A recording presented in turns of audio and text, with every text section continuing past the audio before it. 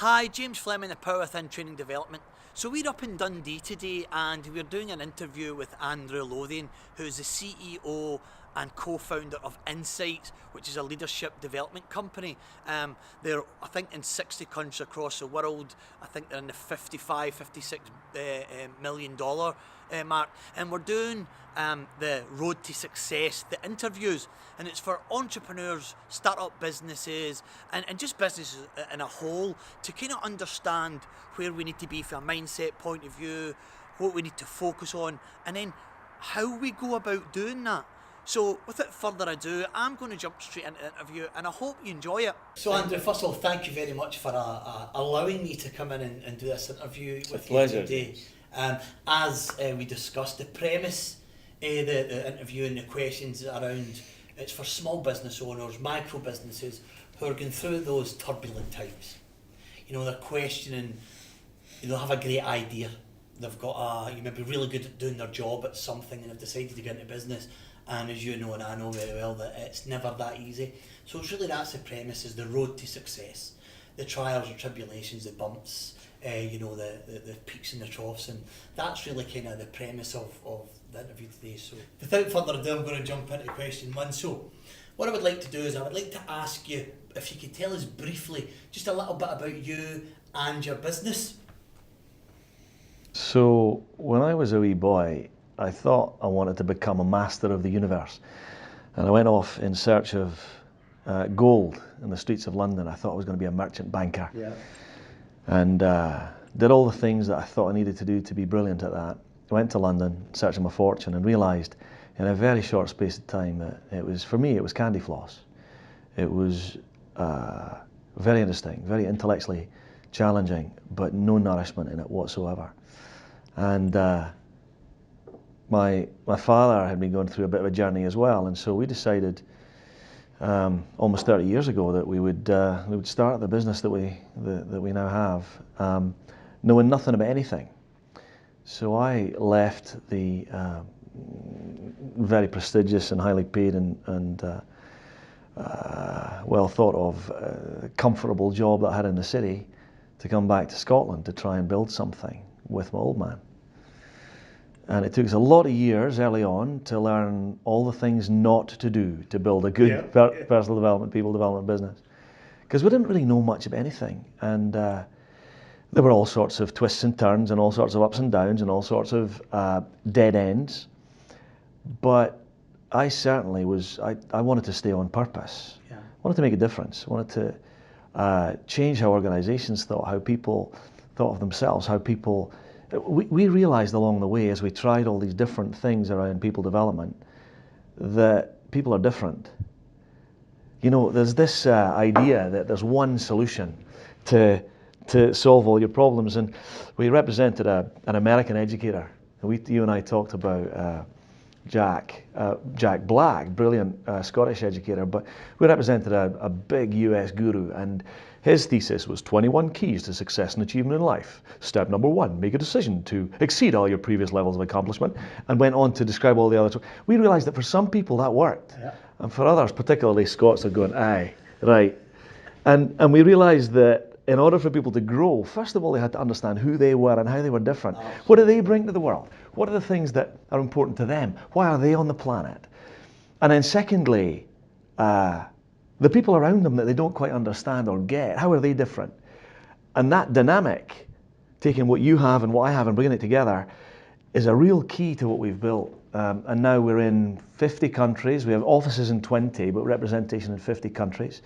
We have 600 people around the world, and we're only just beginning. The company exists to create a world where people truly understand themselves and others and are inspired to make a positive difference in everything they do. That's why the company exists. And I think that's important for organizations to understand why you're doing what you're doing. As Simon Sinek says, people don't buy what you do, they buy why you do what you do. Absolutely. It's that reason why, that enthusiasm that you bring through knowing your own purpose that's important. So we've built a decent organization over the years, based here in Dundee. Very proud of that. And recently, last couple of years, we bought 11 of our partner businesses around the world.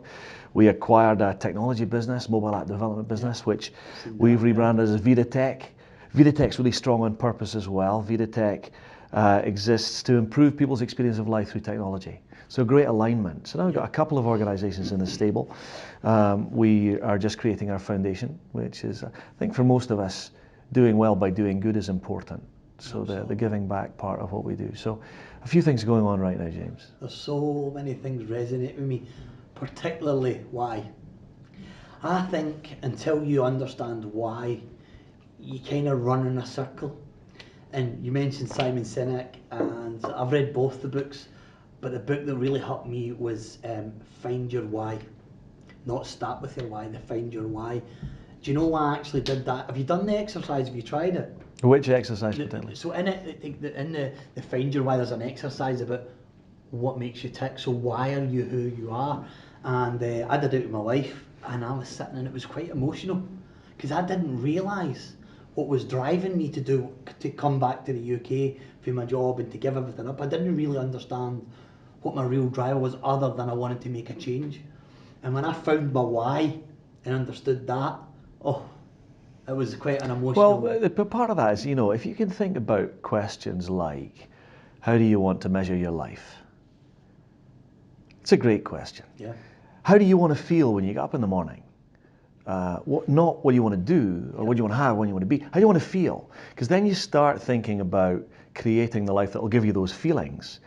And the why, your why, always has to be specific to you. It's not going to be anybody else's why. Absolutely. And march to a different drum. As long as it's your drum, then you'll find why. Wonderful, absolutely wonderful. I'm going to jump into question number 2, or we're going to be here all day because I can resonate with so much that you're saying. Okay, did you have any doubts, seeing those first few years of startup when you got with your dad? Did you have any doubts, and if you did, the tough times, and can you give me a little bit about that, just where it would help other businesses that maybe going through something similar? I think when you start any business, you've got to start with a real undying focus on the future that you want to create. And that's connected to the question of why, right? Knowing why you're doing what you're doing and what it is that you want to create in the world. And knowing that whatever comes at you, you're going to stick with it. Yeah. Now, when you think about a purpose and a vision, then challenges always come along the way. Or there's always difficulties that will come down the pike that will challenge you. But these things come to teach you. They come to instruct you, not to obstruct you. Yeah. And so learning from those things along the way is really important. And the way that you get through these difficulties, particularly in the early days, is keeping the faith. Keeping on. That persistence and determination. There have been lots of occasions where I've thought, we're going to lose this. Because we didn't know if this would work. We didn't know if it was right. We didn't know really if the world needed it. We knew we wanted to bring this to the world. But I remember the building we're sitting in right now. We built this in 2009. And you're too young to remember, James, but in 2008 and 2009, there was a huge financial crash. Oh, I remember it. Right, you remember that? I remember it. So I remember standing downstairs, we were breaking ground, and STV sent a film crew and they said, you're building this building. The world's falling apart. Why are you doing this? Now, in the middle of that time, we're losing a fortune. We were losing £150,000 a month at that time. We didn't have any cash left. We committed to this building, a £4 million spend. In the first 5 months, 2009-10, we lost £750,000. Didn't have any of that money. Yep. And I had no idea what to do. And so the camera's on me, and she's, why are you doing this? And I'm thinking, right, now's the time. If you're ever going to stand up for what you believe in, now's the time. And I remember saying, with my knees trembling, I said, the best way to handle any recession is not to participate in it. Absolutely. And so that mindset, I think, is really important for people getting started. Don't participate in the naysayers and the doom and the gloom. Same with Brexit right now. Yeah. Let's not participate in it. That's not to say ignore it, but not participate in it. Yes. Don't let that horrible negative energy drag you away from your purpose. Yeah. The second thing I said in that interview was, if we don't build this building, then the subcontractors, the Mansell, who were the main contractor of this, but all the subcontractors, all the subbies, all their families are all going to be affected, and I'm going to be part of the problem, not part of the solution. I want to be part of the solution. So we built it anyway. But we still have this interesting challenge, which is we're going to lose the business, and this building is going to mean nothing because we have run out of money. Yeah. And I'm lying awake at night looking at the ceiling going, what am I going to do? I have no idea what I'm going to do. Biggest single lesson of my life was I went to the team and I said, I have no idea. Here's the mess we're in. I have no idea what we're going to do. Got any ideas? The team were superb. There were literally hundreds of ideas. Everything from save money by using both sides of the toilet paper, right? To why, the best question, why don't we ask our customers where they're hurting and maybe we can help them and get paid for that, right? Simple stuff. But it turned the business around. And in a year when all of our friends in the marketplace, our competitors, were going backwards by 50% in revenues, we were flat year on year in 2009, 2010. I'd set a big, hairy, audacious goal for the organisation to go from that 750 loss, a BHAG, to go from that 750 loss to make £1 million. Let's make £1 million this year. Thinking, oh, please let us get back to break even this year. We did 2 million that year. We were flat in revenues and flat in profit year on year when our competitors were going backwards. So that's sticking with it, that staying on purpose, that staying with the vision, adapting to it and flexing and changing. But as Jim Collins says, know what core is and then protect the core. Change everything, but don't change the core of what you are and who you are and what you want your business to be. So there have been times when it's been tough, we've been close to the edge. But it's in those moments that you learn. It's in those moments that you get stronger. It's in those moments that you really understand why and what your business is about. Anybody can be successful in the good times. Absolutely. That's easy. But in the tough times, if you can respond to them in positive, constructive ways and stick with the plan, you're going to be successful. What I'm hearing there coming out really loud and something you said, that when your back was almost to the wall, you looked at it as an opportunity. What is our customers want? Importantly, I didn't know that at the time. That was my people. Yeah. So asking your way to success, asking other people.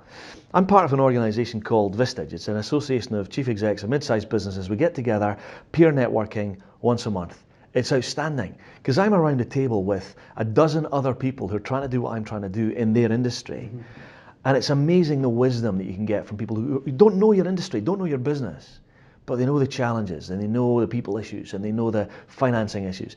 Getting around people who can help you achieve your goals is really, really important. So that's the key there. It wasn't about my wisdom. Yeah, absolutely. It was about the wisdom of the people around me, the people in the team. The team you must have built though.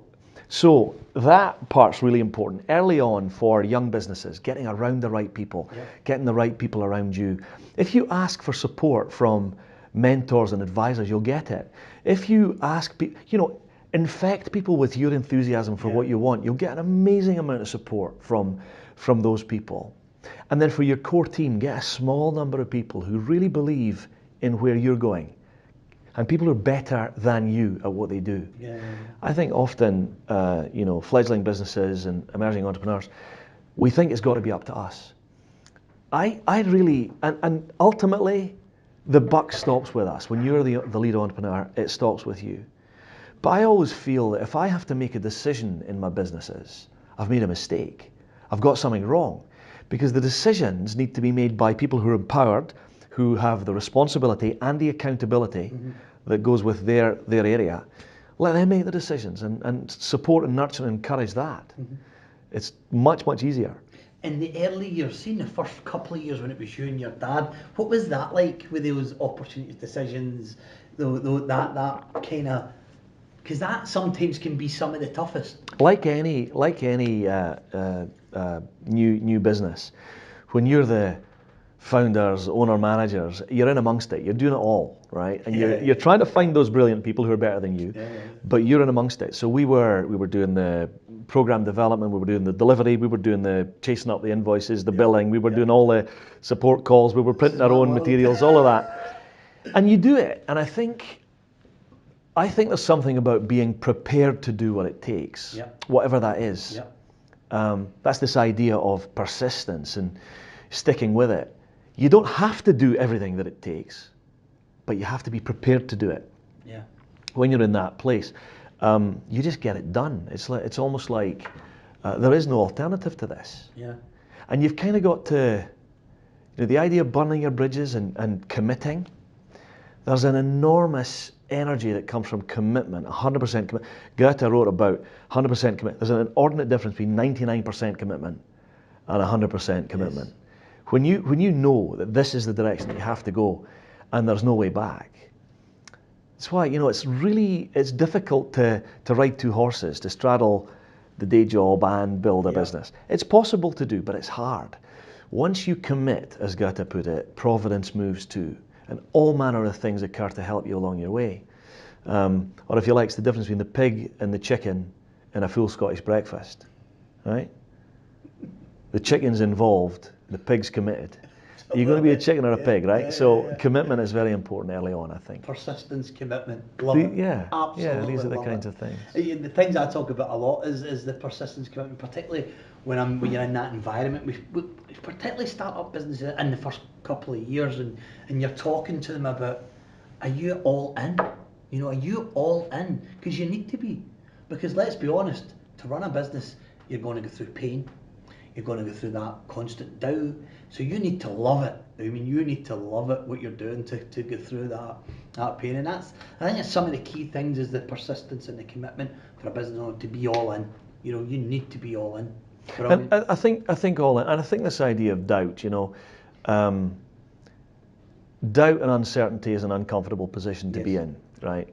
But certainty is a ridiculous position to be in, because we're in a world of unbelievable change and disruption right now. The pace of change is faster than it's ever been in our planet, and it's the slowest that it's ever going to be in the future.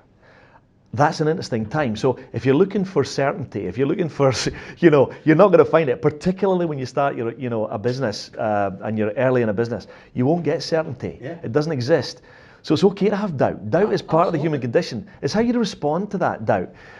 There's another idea around doubt, James, I think it's important. Everybody has this thing called imposter syndrome. Yes. Right?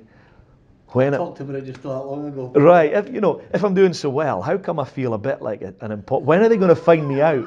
Right? The reality is, everybody has that view and that self-doubt somewhere. And it's noticing that and saying, well, what does that tell me?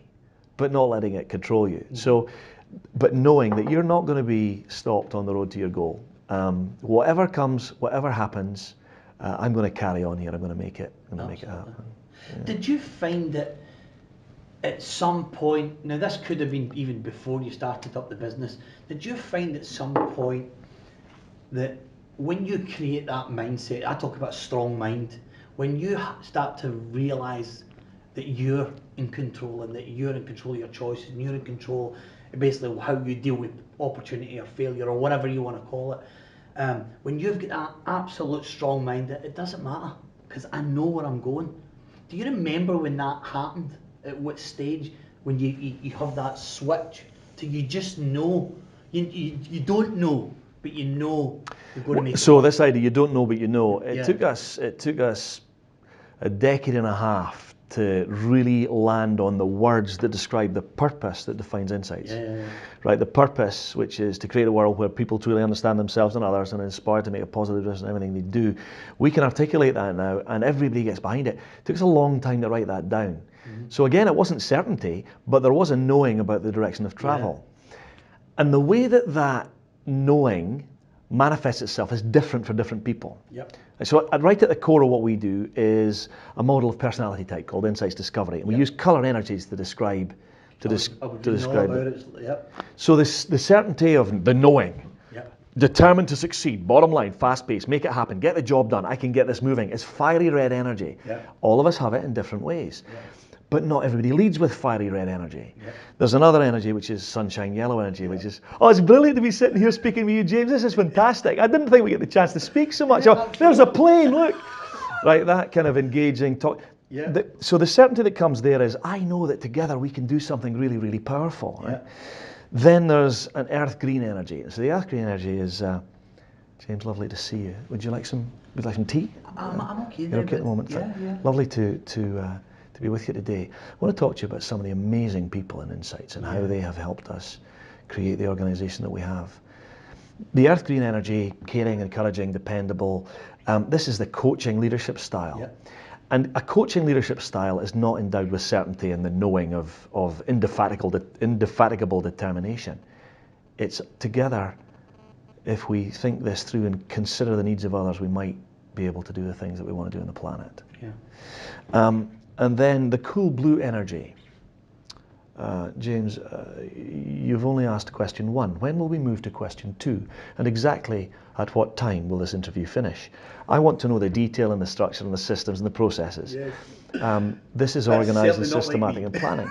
Now, whatever colour energy preferences you have, whoever you are, you can start, build, manage, grow a successful business. Yes. But it starts with understanding, what does that sort of that knowing look like for you? Mm-hmm. It doesn't have to be the fiery red, right, I'm going to make this happen. It doesn't have to be the sunshine yellow, let's do this together. It doesn't have to be earth green, let's do this gently and for other people. And it doesn't have to be done at 9:03 on a Tuesday morning every Tuesday. So knowing yourself, first of all, is one way of getting to that place of knowing. But what's consistent, I think, across all of that is allowing that belief to build. And the belief starts as a tiny little word of belief. I think it might be possible. And as you get successes, as you begin to deliver things, maybe over time that imposter syndrome gets smaller and the belief gets bigger. Yeah. Until there's a point at which you've got that. The knowing is real. It's a belief that comes from successes. So I think it's incremental. Yeah, wonderful. It's amazing how that just you feel like as a process, but when you start to really believe with everything inside you that this is going to happen. I don't know how, but I'm going to make this happen. And and we talked about this earlier. It's kind of fake it till you make it kind of thing. You've got to. You have to have that sense of belief, and if you don't have it, pretend you have it. Because you'll learn how to have it. Yeah. And it's like, the equivalent of that. I was thinking about this the other day. The equivalent. We're in Dundee here. Now, think about Dundee 10 years ago. Think about your view of Dundee had you been driving to Dundee 10 years ago. Yeah. And think about how you felt driving to Dundee today. Yeah. Dundee is a place that is aspirational. I was talking to the guys about that. The V&A has gone through, in the first 6 months of the V&A's life, they've had 500,000 visits, 500,000 visits. That was the target for the year. They've done it in 6 months. Dundee is all about that. It's vibrant. And yet, I'll tell you, my favourite Dundonian, my Uncle George, he's in his 80s now, George. And here's what we say about Uncle George. Every silver lining has a cloud. He was married to Annabelle for many, many years. Wonderful woman, Annabelle. And he used to call her the Ayatollah. He says, you want to come for a pint, Uncle George? He says, I'll need to ask the Ayatollah. I could have murdered her twice in Benoot Benu. That kind of mindset. Uncle George, that Dundee man, is still there. Yeah. And I think about the taxi drivers in Dundee. When the V&A started, there was a vision for this, a ridiculous, big, hairy, audacious goal for a moonshot for this world-class museum at the waterfront in Dundee, alongside Captain Scott's ship, the Discovery. Phenomenal vessel. What a pair they are, the two, the V&A and Discovery. You get in a taxi 10 years ago. See this V&A, load of piss that, I did it. Just the roads get dug up. But now, if you get in a taxi in Dundee, they'll say, see this V&A, it's great, it's really good. I mean, it's a bit of a pain having to pull up in front of the railway station and all that, but it's great for Dundee. I've been busy. So even with the Dundee zeitgeist, that mindset's changing. Yeah. And I just think that for anybody starting a business and setting up, you've got a choice to make. You can either look at all the things that are broken and all the things that are run down and all the things that are not working, or you can say, here's all the things that are fabulous and all the things that I'm looking forward to and all the things and with the broken things, I'm glad that broke because that wouldn't have happened.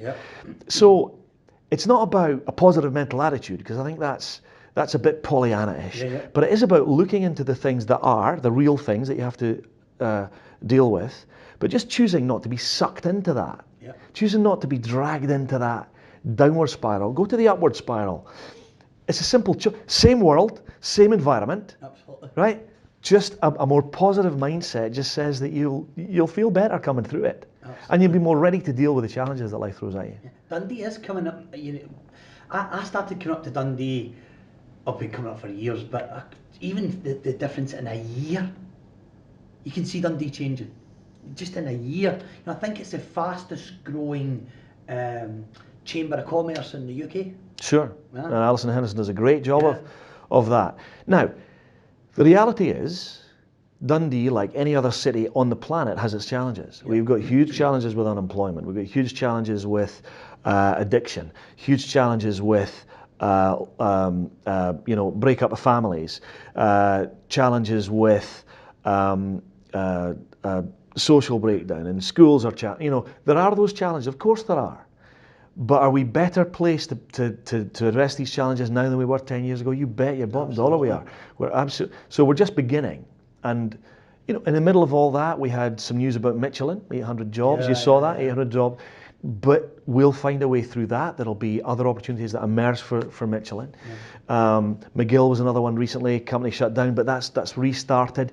So it's continual growth, And you talked about the idea of, success. It's not a flat line, because that's death. It's up and down. Of course it is. Absolutely. Of course it is. And it's that organisations and people are either growing or they're declining. Absolutely. There's no static place to be. Absolutely. So that I'd rather that we were moving towards things and in a place of renewal and refreshing all the time, rather than it's broken and what a mess this Brexit thing is, right? Let's just accept that we're going through Brexit and let's respond to it. Absolutely. Being an entrepreneur is about taking from between. It's about seeing what the world is and then creating something from that, whatever the world is. And that's how you change the world. Yeah, wonderful, wonderful. So, question number 3. Oh, we're getting there. Question number 3. We're certainly not doing in the blue here. Okay, let's get the fiery red. Let's get some quick answers to question number 3. Let's get some fiery red. What's question number 3? So we did ask what kept you going in the early years. Did we ask that question? Well, we talked about it for sure. And I think what kept me going in the early years was knowing that I was building something that I believed would matter. Mm-hmm. So I believed it would matter. Yeah. And it doesn't matter if it matters to you. If you're a customer, I want it to matter to you, of course. And I want to understand what matters to you and connect the two things. But fundamentally, what kept me going was knowing I was building something that I felt would be important. Yeah. For sure. That and the amazing support of my wife and my family and the brilliant people that came along on the journey with Insights. Mm-hmm. So do you think it's to be in the world that you're in and how you're helping change the world? That's an amazing place to be, fortunate to feel like that you feel, because you're changing the world. Companies like Insight are actually changing the way that we go to business. Well, we hope that we can make the world a bit better place than it was before when we leave it and when we came into it. You've got to be a little careful about, getting self-righteous about changing the world. Yeah.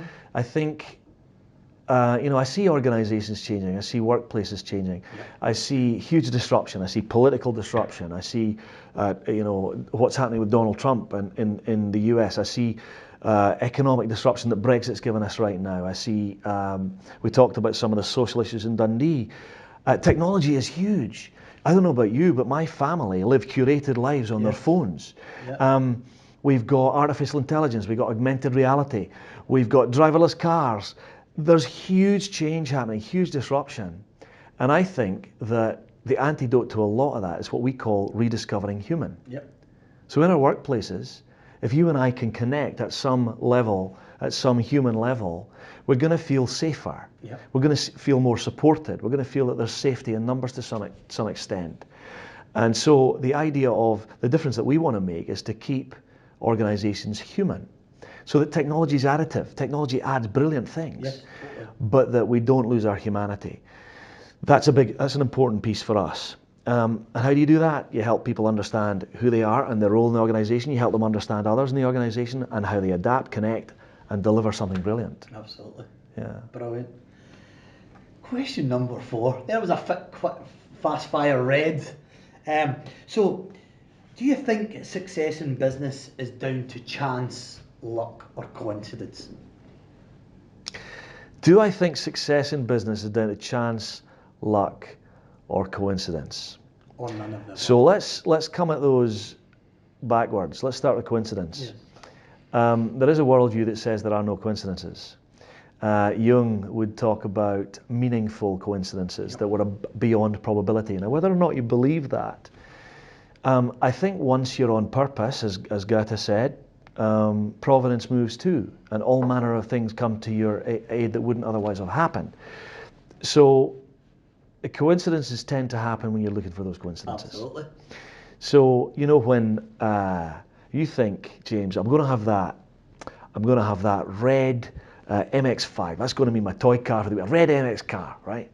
All of a sudden, you begin to see red MX-5s everywhere because you're looking for them. Yes. The reticular cortex, the human mind works that way.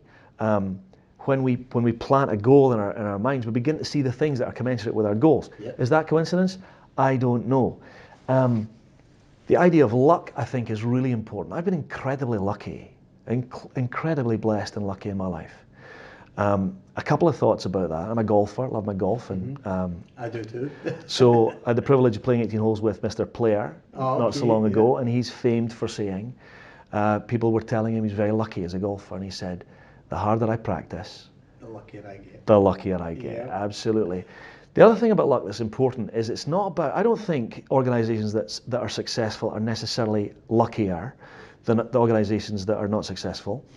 But I do think that organisations that are successful are better at responding to opportunities and responding to challenges. Jim Collins calls it maximising your return on luck. Yeah. So when that lucky event comes along, you're ready to take advantage of it because Yep. you thought about it, you're on purpose. So you know that's an opportunity for me or it's not. If you're not on purpose, if you don't have that focus of this is why I'm doing what I'm doing and these are the goals, how do you know whether something's lucky or unlucky? And it just, what Right Carlos on by. Castaneda called the cubic centimetre of chance pops up in front of you and you let it go. Yeah. Do you grab it? You only know to grab it if you're on purpose and you know what you're about. So it's about maximising your return on luck rather than being, and of course there are times when something happens and it is a real boost and a bonus. But equally, If you're not looking for it, you'll miss it. you might miss it. You might miss it. And if the bad things happen, you could say that's bad luck. I've got a dear friend I play golf with, and he says, "Oh, Andy, you're always really. If I didn't have any bad luck, if I didn't have bad luck, I wouldn't have any luck at all, right?" You know, all the But time. you know, In Scotland, we hear it all the time. but luck's what you make it. Absolutely. It's what you make it, and so I think it's about how you respond. And the same thing applies to chance. So we came backwards from Chance. coincidence to Yeah. luck to chance. Chance is the same, and it's about taking your chances. That's why that phrase exists. Yeah. Do you take your chances? Absolutely. I mean, that's exactly how I look at it as well. But you won't be surprised. But the amount of people that look at people who have been successful, they were lucky. Right place, right time. They were just lucky. That was just by chance. You know, they were open to it. And your analogy with the car, the red MX, that's incredible because you think when you bought your last new car, you drive out that showroom and it's everywhere, but it wasn't everywhere before you drove in and bought the car because it's on your mind. The reticular cortex. Yeah, absolutely. But I think, people who look at, you know, success is what you define it to be yourself. Success is not just money. Success is about healthy personal relationships. Success is about commitment to the community. Success is about feeling worthy and meaningful goals and purpose. Success is about lots of different things. But usually, in traditional sense, when someone sees someone who is successful, they haven't seen the hours of work and the commitment and the good decisions that person's made along the way, the bad decisions that person's made along the way, and how they've learned from it. They don't see that. They see the result of it, and they think they must be lucky. It's clearly a fallacy. Absolutely. Love it. Absolutely love it. Next question, and this is a biggie for me. So do you think goal setting, defining and planning are key attributes to creating success in a business? So we've talked a bit about that on the way through here today, James, and of course you and I agree that goal setting is really important. Someone said to me once that people who don't have goals are destined forever to work for people who do have goals. And I think that's true. because we are teleological organisms, the human mind likes to focus on something. Goals help us. My personal view on goal setting, it's different for different people, right? And the goals that someone with a lot of fiery red energy sets, which are going to be about results and delivery, whatever they might be very different to the goals that someone who has a lot of earth green energy sets. It might be about the environment for others. It might be about how they feel about outcomes. But goals are important. My personal view is that the most important thing about goals is setting ridiculous, big, hairy, audacious goals, BHAGs. Because those are the things that begin to stretch your mind. All of a sudden, see, if I think every year, we do a budget planning process at Insights, and it works pretty well. What I'm noticing is, as we've got bigger, we're beginning to look at the market and see what the market size is and see what growth is in the market this year and see which countries we're planning to enter. And it's all great, and it's great for budgeting because you do have to plan. Yes, strategic planning. Right. But we also have to have some goals that are ridiculous, that are bigger than we can possibly plan for. Because if we can plan for them, where's the stretch? Right? So big, hairy, audacious goals are so big and so ridiculous, you have no idea how you're going to get there. For us, can we have 50 million connected people around the world through Insights? Well, we don't know how to do that, but we're going to strive to it. And when you start thinking about those kinds of things, you begin to act now commensurate with that future. You start thinking differently. So BHAGs are really important in goal setting. So yes, I do think goal setting is important. I think BHAGs are even more important. But you must get both ends of the spectrum. You must get the budgeting and the planning right, and the BHAGs right. What happens in the middle, I'm less worried about, because I don't know. If I can plan now for what's happening in the next short period and know what the big, ridiculous stuff is, the rest will take care of itself. Absolutely. Wonderful, absolutely wonderful. We are on to the last question now. So the last one is a bit of advice. And it's, what advice could you give someone who's either A, thinking of starting up a business, or they're currently in business, maybe the first 18 months to 24 months, and that kind of start-up phase, and what golden nuggets could you give them that could help them? So anything that you could say, if I could only just do this, this and this, that was what I would focus on, And I know we've probably answered that through the rest of the questions, but if you could just give some 2, 3, 4 golden nuggets, you would say, definitely this, this, this and this, what would that be? That's a great question. So we'll break that into the two parts. What somebody starting out a business, what advice would I give to them? And then 3 ideas that I think are important and have guided me. So the first thought that I've got for people starting up a business, and if you listen to Bill Gates or Warren Buffett talk, this is connected to their advice, which is find what you love to do and put your heart and soul into doing that. People think that starting a business sometimes think it's about money. It's so not about money. Now, money's important. Money's important. People who say that money's not important lie about other things as well, right? Absolutely. But it's not about. So find what you love to do and put your heart and soul into doing that. And there's a wonderful little model which I'll share at every opportunity with a new entrepreneur or someone starting a new business. And it's a Japanese idea called ikigai. And ikigai means a reason for being. Right, okay. And there are 4 parts to it. So I'd like you to imagine 4 intersecting circles. The first circle at the top is that which I love. So Warren Buffett, Bill Gates, all these other guys, find what you love to do, put your heart and soul. What do you love? What really makes you feel good? What do you really want to get? And it might be the study of microwaves. It might be hippopotamus. Whatever it is, what do you love? What are the things that you love? Secondly, the second circle. So that's the top circle. The second circle that intersects, and we'll put it on this side, is what are you good at? That which I am good at. Because if you can apply your talents, the things that you are good at, to what you're doing, you will be more successful. And you need to learn some of the things you're not good at. Of course you do. But we should never try and teach a fish to climb a tree. right? It's never going to climb the tree. Fish have different talents. So what are you good at? So that which I love, that which I'm good at. The third intersecting circle of Ikigai is that which I could be paid for. I see a lot of young and developing entrepreneurs who are doing something that they love and that they're good at, but there's no way of creating a business model around it. Yeah. Is there a market, or can you create it? Is there a product, and can you create it? Can you add value in that market with that product? What can you be paid for? That's the third intersecting circle. Mm-hmm. And the fourth intersecting circle, which I think is the clincher, is that which the world needs. So if you can answer the question, what do you love? What are you good at? What can you be paid for?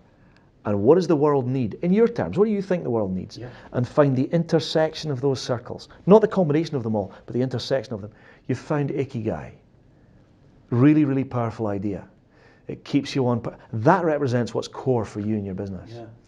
And you said, you know what, 2 or 3 pieces of advice. Well, I've got 3 thoughts. The first one is connected to this idea of Ikigai. We've talked about it a lot. Use this, by the way. This is brilliant. Use it. It's fabulous. The first idea is connected to Ikigai, reason for being, is what is your purpose? Why are you doing what you're doing? So purpose is number 1. Get clear about that. Why do you do what you do? Because that'll get you out of bed in the morning. Yep. That'll help you overcome all of the challenges. You know, having a strong why will overcome any how or what. Yep. The second idea that I think is really important is to do with, let's call it community. And what I mean by that is to do with people. It's to do with the people around you. We talked about getting people who are better than you around you to support you, people who share your why, your purpose. Great people around you. Building community in those in that group, and the wider aspects of community. Who are the mentors who will support you? Who are the people you can go to for advice, whether it might be personal advice? Who's your, sometimes it's called your mastermind alliance. Yeah. So for me, I use Vista. It's a group of brilliant people that I meet with monthly who help me with my challenges and opportunities. And then thirdly, in this idea of community, what do you deliver to your wider community? Because that comes back at you. Yeah. So purpose, community, or people if you like. And the third idea is get really, really good at choices, at making choices, making discriminating choices. There's a great sort of academic strategist by the name of Michael Porter, and he said the art of strategy is deciding what not to do.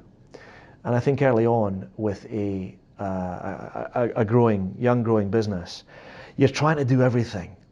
And somebody said to me once, you can't have everything, where would you put it? I think that's brilliant advice, because we have to make choices. What's the most important thing that I can be working on right now? Yep.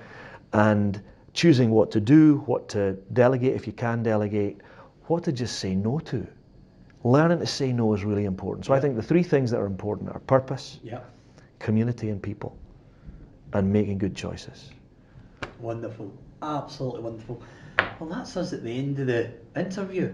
So I want to say thank you very much. It's been my pleasure, James. It's been a brilliant conversation. Good. And thank you. And hopefully this will help some startup businesses, and we'll obviously let you see the copy of it before we put it out there, and you can have a wee view at it. And that's. Well, you're doing great work, so I wish you all the very best. And I wish all of you all the very best too. Good luck.